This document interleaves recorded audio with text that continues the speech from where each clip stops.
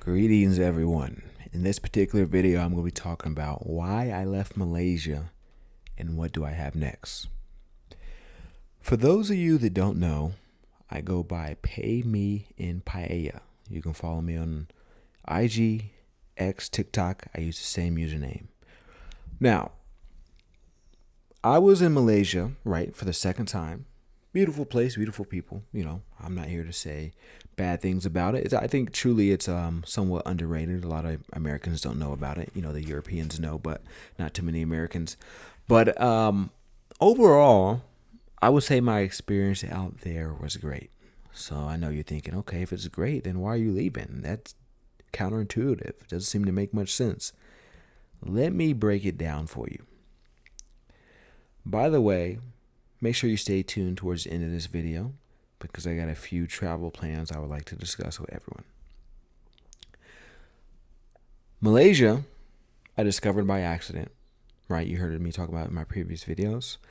And I was deciding, doing this whole digital nomad lifestyle, should I live in Thailand or should I live in Malaysia? So I kept going back and forth, Thailand, Malaysia, Thailand, Malaysia. Both of them have their pros, cons, and everything in between. So I was deciding on, I was like, okay, I think I got it. I think I'm gonna stay in Malaysia, right? It's cheaper than Thailand, has a good vibe. I feel like it's a family type environment, right? You see, a lot of more innocent people, I guess. There's like a more genuine, authentic feel to it, at least from my experience. Everybody's experience is different, right? And then I feel like people aren't trying to like scam as much or try to get money out of me as much as Thailand. Not saying that it happens all day in Thailand, but money seems to be way more important in people's personality traits when it comes to Thailand versus Malaysia. But I did leave Malaysia, right? So I'm currently in the United States. I'm in Las Vegas. I had every intention on making Malaysia my home base, and then I was gonna fly to like Vietnam, Singapore, Thailand, Japan, etc. to do content, but I was gonna make Malaysia my home base, right? And then just make a whole bunch of like Asian videos. Then occasionally I'd go to Europe and things of that nature, but things didn't work out as planned. So I was in Thailand for a little while, and then my employer felt some type of way, right? There was people going to Mexico, there's people going to California, Jamaica. I was doing remote work, right? Which technically I can still do remote work because it's all on the laptop. So I don't know. But my employer had like a little issue. So I had to come back to the States. It is what it is. I'm not going to complain. It's just how life works out. So as I left, I was like, okay, let me record a few videos. So I do got more videos coming for the rest of May. And this is why I'm calling it the Malay May Takeover. I still got, some Malaysian content coming out. But I had to come back to the States because of my employer. And then it was kind of like a sad situation, but kind of like, okay, it's better in the long term because I got some up and coming plans. So I want to discuss these plans, but first I'm going to give the final closure as far as the Malaysia situation. So obviously the employer is a big factor in me moving back, but then my last couple days in Malaysia, I had some experiences that kind of opened my eyes, right? There were people I was supposed to meet who they didn't follow through with the meeting, right? And then I noticed a certain trend when it came to making content about Malaysia, right? People were kind of like accusing me. It was only really like two people. It was kind of funny more than anything, but they were saying like, oh, you're here for this, blah, blah, blah, blah. And they're saying this, all these other YouTubers are doing what you're doing. So when you guys mention a lot of YouTubers or anyone who's watching this, when you mention other YouTubers, a lot of times I don't know these people. So when you name these names, you may see them in the algorithm because we're both in Malaysia, but it's not until y'all name drop the people who I know what you're talking about. So when you say this person does your style or you're doing this person's style, it's like a surprise to me. So it's kind of like a wake up for me, right? All these things collectively was like, okay, this made me really want to repurpose, rebrand, get stronger, and get better, right? I like constructive criticism because it makes my content a lot stronger. So I'm very thankful for the feedback I did get. I got like 95% positive feedback, little 5% negative, you could say. or less than ideal, but I'm going to take that 5% and use it as motivation. So either way, I'm happy. And that's why I am currently back in the States and I left Malaysia. Do I plan on coming to Malaysia in the future? Yes. Now, speaking about the future, I want to talk about my future endeavors and things I got going on with this channel. First of all, make sure you hit the link I have in the description of this video. I have a Discord. Those people are going to get first dibs when it comes to my upcoming travels, recommendations, things of that nature. I'm going to take those people more into consideration because they're taking the extra step by leaving the YouTube platform and coming to the Discord. Now, I'm not saying they're permanently leaving, but I'm just saying for you to engage with me on YouTube and then show support on another platform means you care about me and you're taking the extra incentive. So that's why I'm prioritizing those particular people. But I still love everyone. I'm just saying, like, if you're willing to do that, that's showing like you really care. And it's free, by the way. So the Discord is free. Make sure you click the link down below. Show some support. Connect with me. Connect with others. And we can keep this thing going. So I have recently come across a subscriber of mine who is from Namibia. He told me where he's at, the city. He said, hey, you should check this out. I went to Google. I've been doing research on it ever since.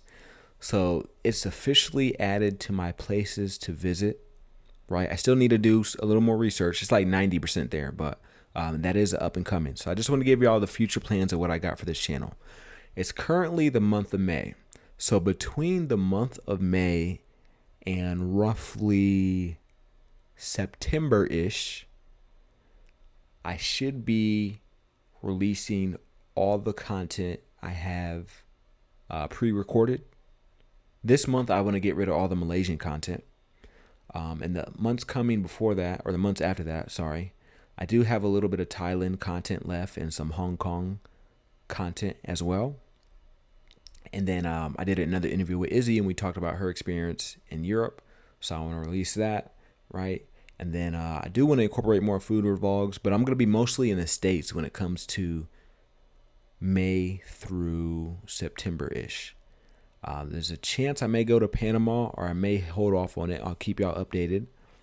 But between October to November is the time frame where I'm going to be either in Central America or South America. Keep y'all updated on that. And then that's also the time frame where I plan on leaving my job and doing YouTube all day, every day, like 14 hours a day. Because, I'm a workaholic. I'm working hard right now. Just got off work. Shout out to all the workers who watch me after work. And then December, there's a 90% chance I'll go to Dubai. I got a close connect invited me to Dubai. So I should be out there for about a week and a half, 2 weeks. And while I'm there, I'm like, I might as well go to Qatar. So I might go to Qatar for a couple days. It's right there. After that, the plan as of right now is to go back to Asia. I'll be in Southeast Asia until roughly maybe April, right? So between like mid-December to like mid-April, bouncing back between Thailand, Vietnam, Cambodia, Malaysia.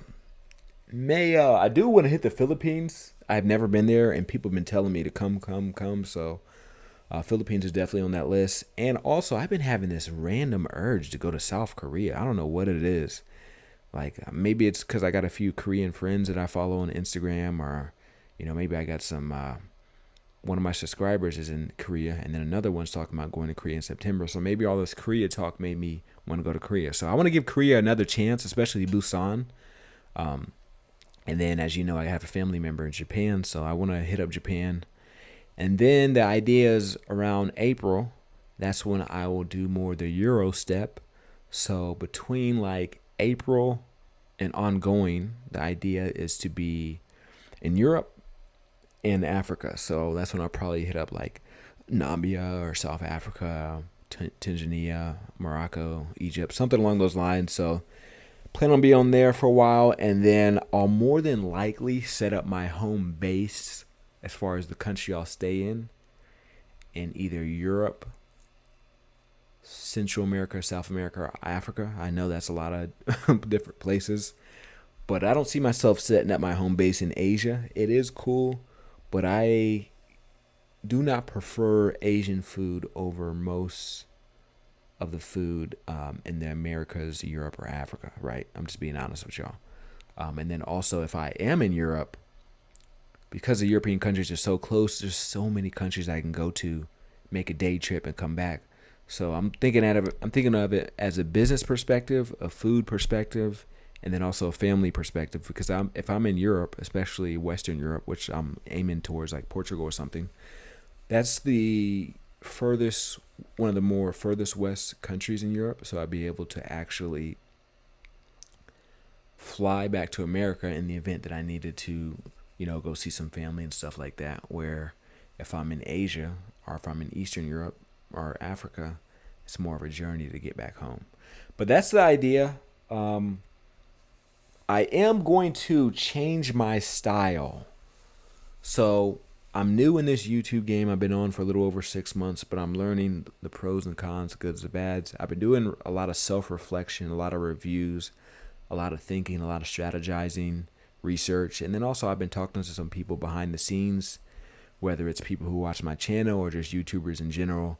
And I've come to the collective idea that it's best that I stick to one style or a smaller amount of styles. What I mean by that is if you see my YouTube content, you'll notice I do vlogs, I do day in the lives, I do interviews, I do voiceovers. I got a few food reviews.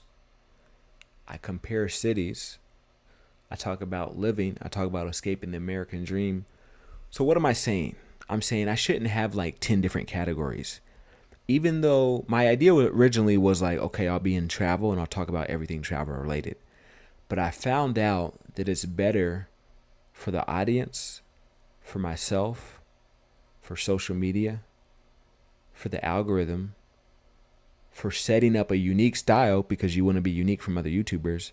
It's best to limit yourself when it comes to the different created methods. So I am going to make a few series. I'm not going to completely reveal all the series yet because I do have a few bigger YouTubers who watch me and they steal my video concepts. So I'm going to have to slowly release them. I will start slowly releasing them in June because, as you know, for the month of May, it's all my Malaysian content. So I'm just getting it all out. But starting June and then going all the way towards the end of the year, I'll start to incorporate new styles and you'll see them come out.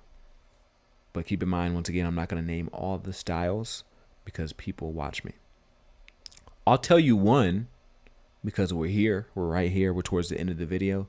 You guys stayed this long, so I appreciate it. The people who stayed, you're going to get an exclusive. This particular exclusive is going to be called, well, I'm not going to give you the exact name of it, but it's going to be like pretty much a expanded version of a food review, but it's going to be a little bit different style. So that's probably going to come out in June, if not June by July. But that's the idea. I'm going to make a new food series. And then I have a few other series I've been working on. But like I said, I'm holding off on those ideas. I also am in the process of doing a lot of things behind the scenes. I can't wait. These next couple months are going to be exciting. I got so much to tell y'all and so much I want to tell y'all, but I can't really say quite yet because, there's a lot of copyright stuff going in the background. I got lawyers, working on certain things. But as soon as these projects come to the light, you're going to be so happy. You're going to see, oh, that's why he didn't tell us, right? Because the moment I tell, someone may take my idea, right?